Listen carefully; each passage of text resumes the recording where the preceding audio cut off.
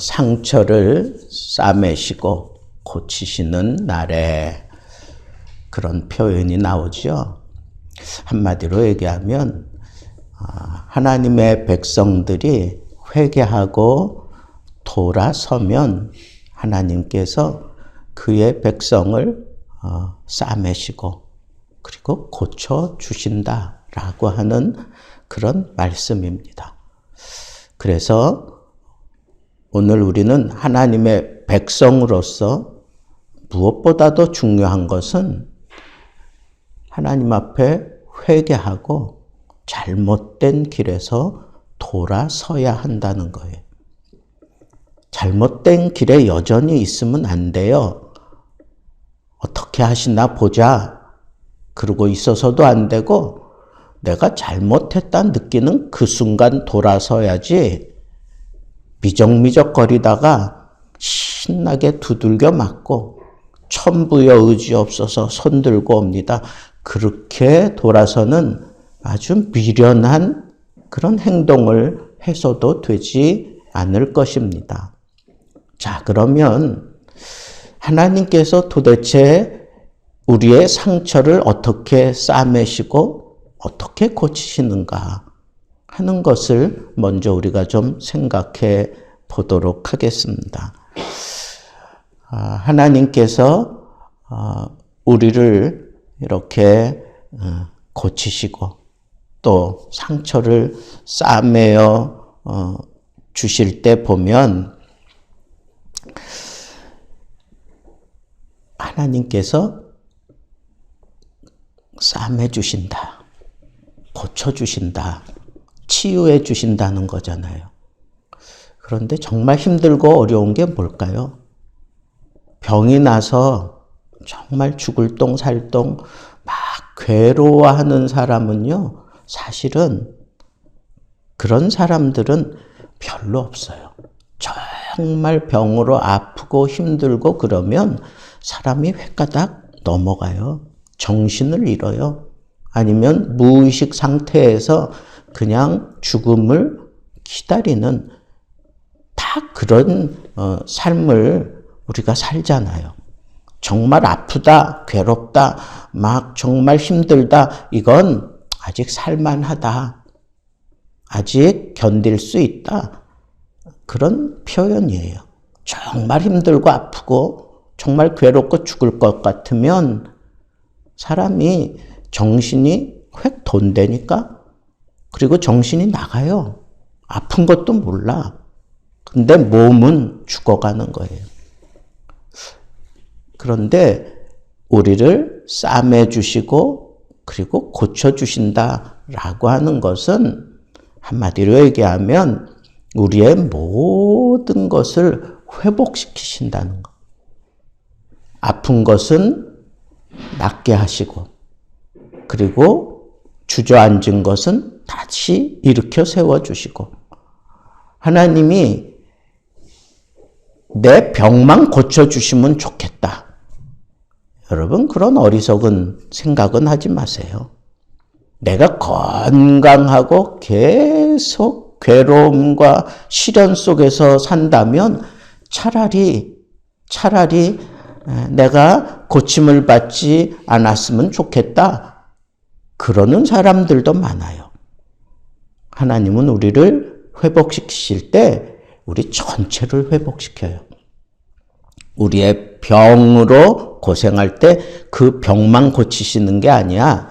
병을 고치고 난 이후에 그 사람이 건강하게 살아갈 수 있도록 그 마음도 치유해 주시고 그 삶도 하나님께서 바꾸어 주시는 거예요. 여러분 생각해 보세요. 내가 하나님의 징계를 받아서 병이 들었어. 근데 내가 고침을 받았어요? 근데 여전히 하나님의 징계 아래에 있다고 생각해 보세요. 차라리 안 고치는 게 낫지. 그러니까 여러분, 하나님은 우리를 회복시키실 때 우리의 병만 고치는 게 아니에요. 우리의 삶 자체를 고쳐놓는 거예요. 그리고 우리 삶을 둘러싸고 있는 이 모든 환경도 하나님께서 싹 고쳐주셔요. 그게 하나님의 치유하심이에요. 그게 싸매시는 거고 그게 고치시는 거예요. 오늘 본문에도 그래요. 오늘 본문에도 보면 정말 이스라엘 백성들이 잘못했습니다라고 그렇게 고백을 하고 부르짖고 그래서 하나님께서 그들을 회복시키시는 걸 보세요. 그들이 잘못된 자리에서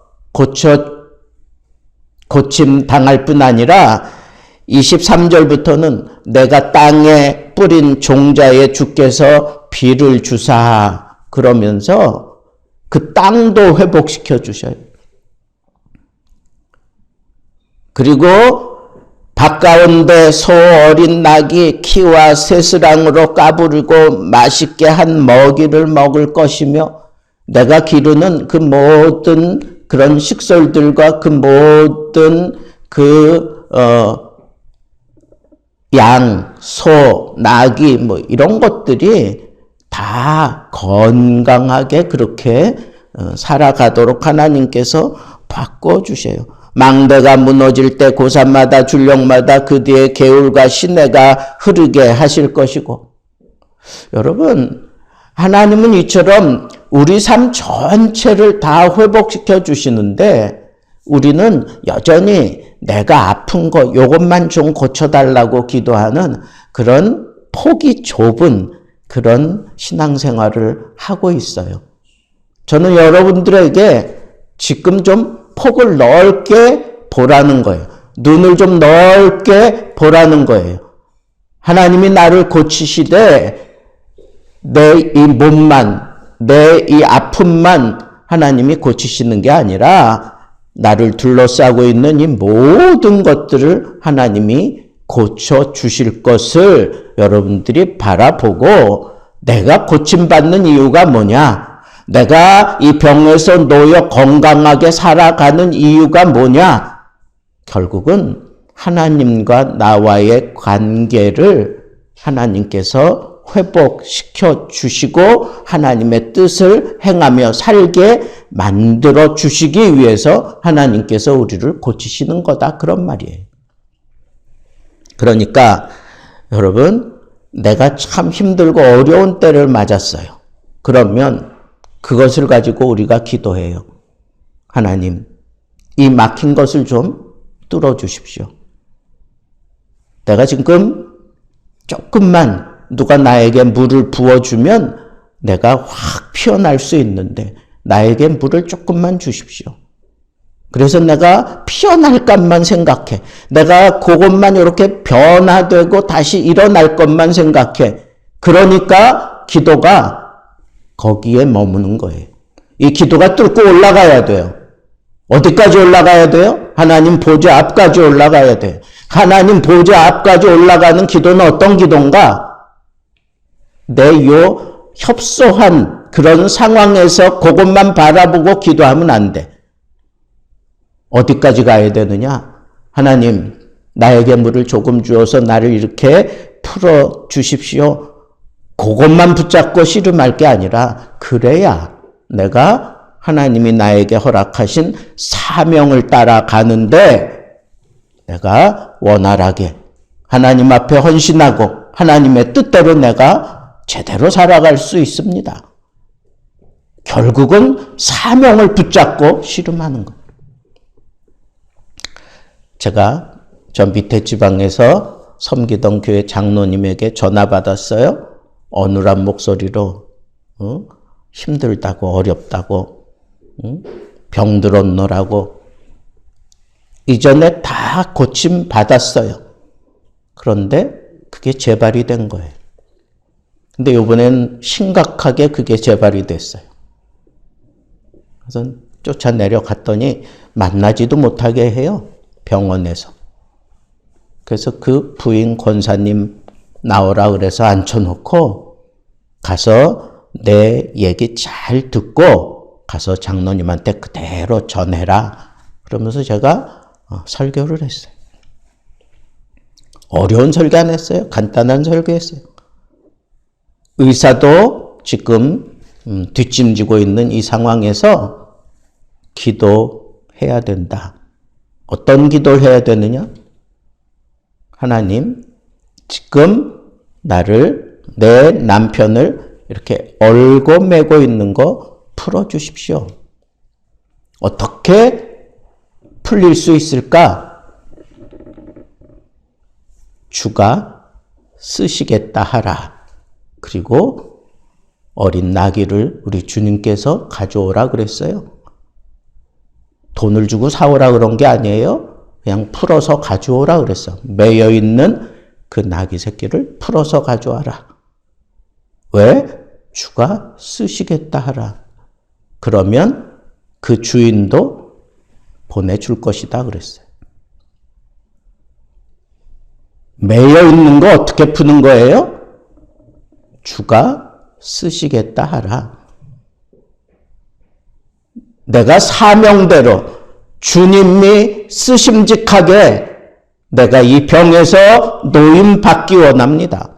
내 남편이 병에서 노임받기 원합니다. 그래서 남은 인생 하나님 앞에 사명대로 살게 해 주옵소서. 그렇게 기도해라. 그러면 하나님이 반드시 치유해 주실 거다. 죽어가는 힘들어하는 그 남편을 보고 막 사색이 되어 있는 그 권사님에게 이 말씀했더니 눈이 또렷또렷해지고 목사님 내가 잡았습니다. 잡았습니다. 여러분 이게 복음이에요. 사명대로 하나님 앞에 살겠습니다. 라고 하나님 앞에 고백하면 매여 있는 거 다 풀립니다. 병에 매여 있습니까? 사명을 붙잡고 기도하세요. 물질에 매여 있습니까? 사명을 붙잡고 기도하세요. 내 답답한 미래에 붙들려 있습니까? 사명을 붙잡고 기도하세요. 하나님께서 다 풀어주십니다. 풀리게 되어 있어요. 왜? 주가 쓰셔야 되겠기 때문에. 주님이 쓰시기 위해서 풀어놓고야 마신다는 거예요. 왜 이 복음을 우리는 붙잡지 못하는 걸까요? 병은 낫기 원하는데 사명을 따라 살기는 원치 않아요. 내 모든 상황 풀리기 원하는데 그게 다야. 사명대로 살겠다고 하는 나의 이 출사표를 던지며 하나님과 씨름하세요. 야곱이 약복강가에서 나를 축복하지 않으면 나 놓을 수 없다고 자기 출사표를 분명하게 붙잡았잖아요. 그래서 그에게 주어진 이름이 뭐예요? 이스라엘. 이제부터 내가 너를 통치한다. 그런 뜻이에요. 그 이전의 삶은 야곱이야. 야곱은 뭐예요? 예? 발 뒤꿈치를 잡은 자. 조금 안 좋게 표현하면 이 강도와 같은 자. 그런 뜻이에요. 모든 거 다 빼앗는 사람. 그런 뜻이에요. 그러다가 그가 하나님 앞에 그 사명의 삶을 붙들고 씨름하더니 이름이 달라졌어. 그 이름이 뭐예요? 이스라엘. 내가 너를 다스린다. 내가 너를 통치한다. 그 이후부터 이 야곱의 삶은 완전히 달라진 삶을 삽니다. 134가 되어서 세상을 다스리는 왕 앞에 가서 당당하게 축복하고 나오는 그런 멋진 그런 인생을 살아요. 우리 그렇게 살아야 되지 않겠어요? 그러려면 어떻게 살아야 돼요? 사명을 붙들고 기도하세요. 사명을 붙들고. 우리 주님이 요구하시는 건 우리의 이 모든 형편, 이 모든 상황에서 우리를 싸매시고 우리를 고쳐주시는데 분명히 싸매시고 고쳐주셔요. 그러면 어떤 사람에게 이 싸매시고 고쳐주시는가? 오늘 말씀을 이렇게 잘 보시면 거기 이런 말씀이 나옵니다. 그가 내 부르짖는 소리로 말미암아 내게 은혜를 베푸시되 그가 들으실 때에 내게 응답하시리라. 19절에 그렇게 말씀했어요. 여러분, 우리가 부르짖으면 그 부르짖는 소리로 말미암아 하나님은 응답하신다 그랬어요. 여러분, 내가 회복되어지기 원한다면 부르짖어야 돼요. 부르짖어야 돼요. 이 갈급함이 있어야 돼요. 하나님 앞에 부르짖는 소리가 우리 주님의 그 보좌 앞에 들려져야 응답하신다 그랬잖아.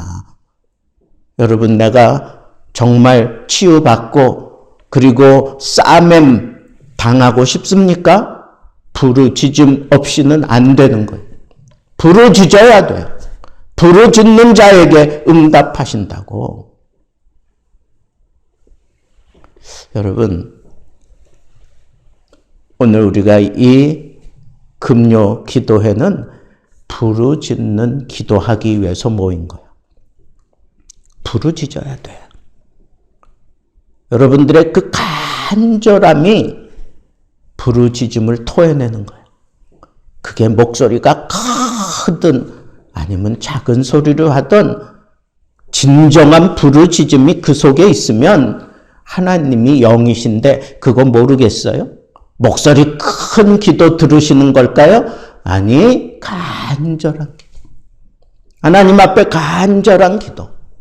큰 소리로 기도하면 자꾸 그렇게 발성으로 기도하라고 그러는 건 기도하면서 잡생각 들지 않게 하기 위해서 그런 거예요.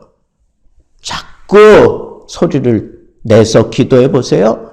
그 기도 소리에 내가 사로잡혀 보세요.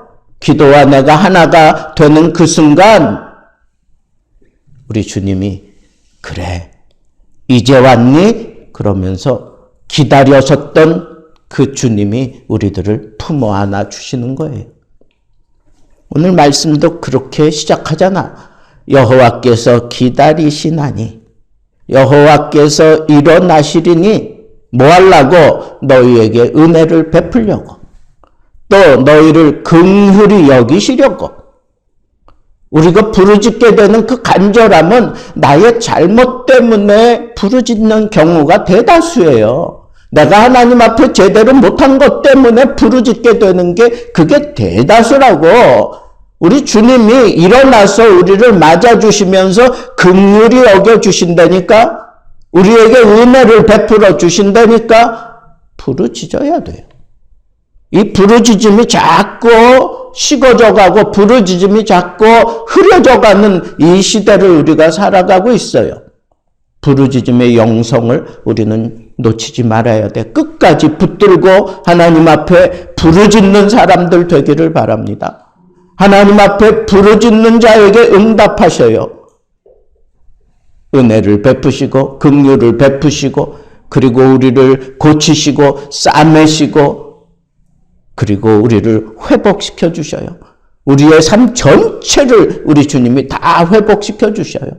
내가 하나님 앞에 제대로 돌아서면 내 기업이 살아나. 내가 하나님 앞에 제대로 돌아서면 내 가정이 살아나요.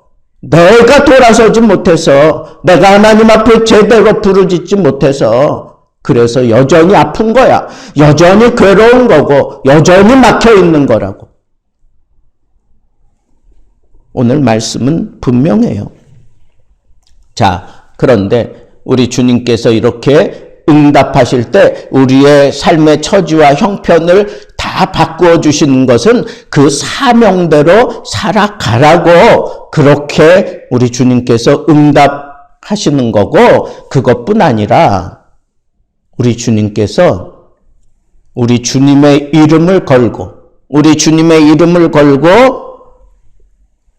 우리의 이 모든 나를 참 괴롭게 만드는 그런 원수들, 그 세상의 끈들, 우리 주님이 당신의 이름을 걸고 그거 다 해결해 주신다고 오늘 말씀에 그렇게 얘기하고 있어요. 여러분, 정말 내가 기쁨으로 하나님 앞에 부르짖고 응답받는 그 순간 여러분들이 그냥 콧노래처럼 그냥 툭툭 뱉는 그 찬양과 그 기도 속에 예수 이름의 능력이 나타나는 것을 여러분들이 그냥 입으로 증거하게 될 거예요. 예수 이름이, 그 비밀스러운 그 이름에 담겨있는 그 은혜가, 그 능력이 나를 지금 호위하고 있다. 지금 내 앞서가고 있다. 그래서 이 모든 그 적들을 우리 주님이 물리쳐 주신다. 라고 하는 이 분명한 사실을 오늘 우리 본문 속에서 붙잡을 수 있어요. 주의 이름을 붙들고 찬양하고 주의 이름으로 여러분들의 삶이 온전하게 변화되어지기를 바랍니다. 그런데 그 주님께서 그 이름을 등장시킬 때에는 그냥 적당하게 하지 않아요. 여기 보면 여호와께서 그의 장엄한 목소리를 듣게 하시며 혁혁한 진노로 그의 팔을 치심을 보이시되 맹렬한 화염과 폭풍과 폭우와 우박으로 하시리니 여호와의 목소리에 아수르가 낙담할 것이며 주께서는 막대기로 치실 것이라 그랬어요. 여러분, 우리의 원수들을 우리 주님께서 쳐서 물리치실 때에 그냥 소리 소문 없이 하는 게 아니에요. 여기 보니까 장엄한 목소리, 혁혁한 진노, 그의 팔에 치심, 맹렬한 화염, 폭풍, 그리고 우박. 여러분, 상상만 해도 굉장한 것들로 나를 괴롭히고 있는 원수들을 우리 주님이 해결해 주시는 거예요. 그 몽둥이, 그 채찍을 들어서 우리의 철천지 원수, 유다의 철천지 원수 아수르를 치신다 그랬어. 예정된 몽둥이라 그랬어요. 어쩌면 원수들은 내가 하나님 앞에 부르짖을 때가 가장 두려운 때인 것을 그들이 알아야 돼요. 그래서 하나님 앞에 내가 부르짖으며 하나님 앞에 내가 돌아서고 회복되어질 때 주님이 나를 감싸주시고 주님이 나를 고쳐주실 때에 하나님께서는 원수들을 찍어 누르시고 원수들에게 이와 같은 그런 갚음을 하나님이 분명히 보여주셔요. 주의 이름으로. 주의 이름으로. 그 주님의 이름의 능력 앞에 원수는 그냥 무너지는 거예요. 자, 오늘 말씀은 너무 단순하지만 너무 우리에게 힘이 돼요. 여러분, 어떤 자가 고침을 받고 싸매을 받는다 그랬어요? 부르짖는 자가.